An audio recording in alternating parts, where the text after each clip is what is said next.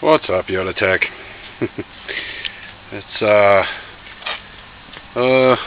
getting near evening here, and I just coming out in and out all day. I was hoping it wouldn't rain again. I had finally found time to put in this hinge. I didn't bother painting it or anything. I really could care less, to be honest.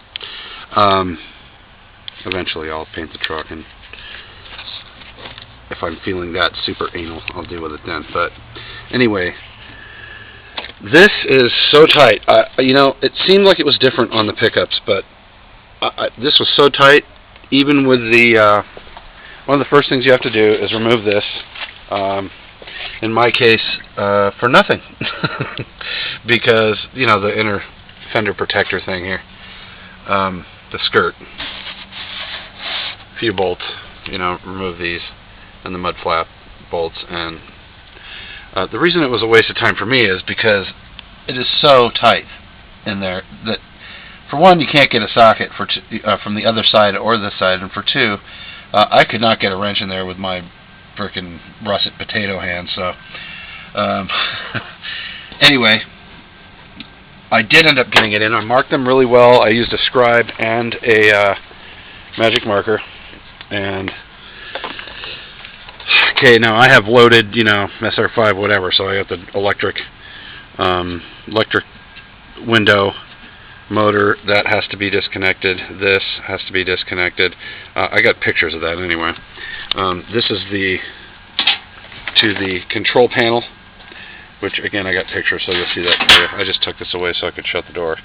This is to the little interior light, running light on the door, on the panel over there, or safety light, whatever it's called, marker light, so that when your doors open it lights. It's supposed to light up the floor a little bit, but ridiculous. Time for LEDs on that one, I guess. But it does warn people, you know, with the red and white, that oh my gosh, there's a door open on the side of the highway. And okay, then I replaced, while I had it open, I replaced this from just a Camry that I had picked a bunch of parts off of. I'm going to add, one of them is going to be a light to the motor back there, kind of like RBX did. I believe it was him. Okay, and while I had this open, I cleaned this up really well. They get pretty rusted. You know, they're exposed quite a bit, so mine wasn't too badly rusted, but it was, you know, just a bunch of not electrolysis, but just you know, deposits of crap all over it. So it makes it kind of still a little loud, but it was pretty loud trying to shut it before. I greased this a little bit as best as I could, but I'm going to do it a little bit, get it a little bit more with some white grease before I shut it.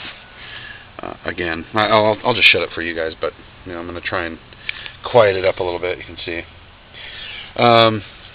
As soon as I got this one in, I noticed, even though this was tight before, as I loosened these bolts, you know, it was wiggling and this seemed tight. I put the new hinge in up here, which seemed pretty tight, and then this one is like dun dun dun.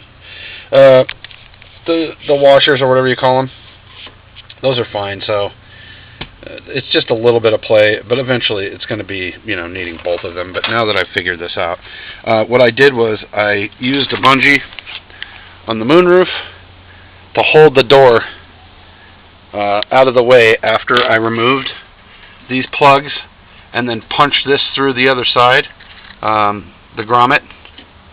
You probably can see it. Push the grommet through the other side out here, so that I could have a little play. And then I basically tilted the door this way and pulled it out of the way a little bit after removing both of this side of the hinges on the door. I had to remove the door. I had no choice. So that's basically it. You pull the panel, unplug the connectors.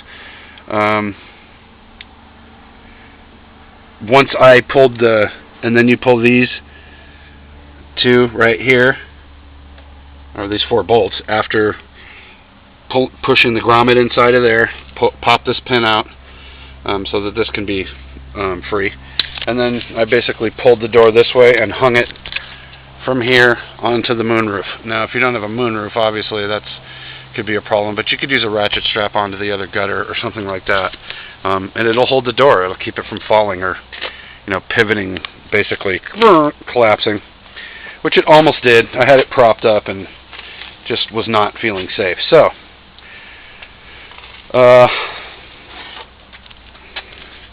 that's basically it. Obviously, if you don't have wing windows, and there's lots of different variables.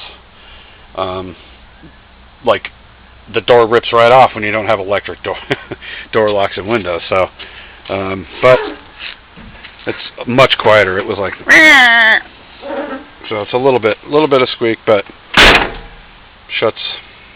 I think I did a good job of lining it up. Yeah? Cool. Thanks. I'm assuming you said yes. So that's basically it. The hinge is in. And thanks for your patience, man. I have to work with what time I get, which is very minimal lately. So I'm going to put the door back together. And I'm still going to pull up on the handle a little bit as I shut it. It's just a little bit of kertunk play. So a little bit, but as Jason can testify from before, it was like it would go up and down here like this far, about that far.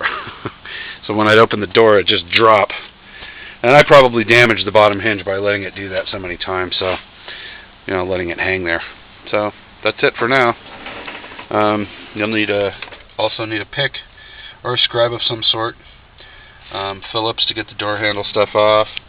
A little light to make sure that your marks are lined up. You can see I used a scribe. Maybe you can see. On the bottom one, because I had tried so hard with this one up here and with the marker, and it just, it's okay. And also, when you remove these from the inside one, if you're going to replace a whole hinge, leave the adhesive, whatever is still on the body of the truck there, because that lined up this molding, or this hinge, directly up to the molding. There's like a couple little cutouts like that just, it lined up perfect, and it worked to help me line up the hinge to the body.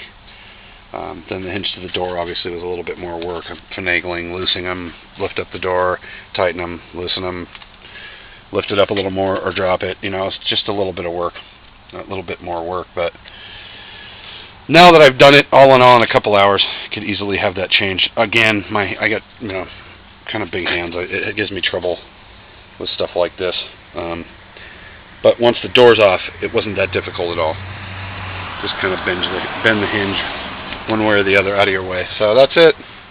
Thanks, guys. It's nice to be able to at least,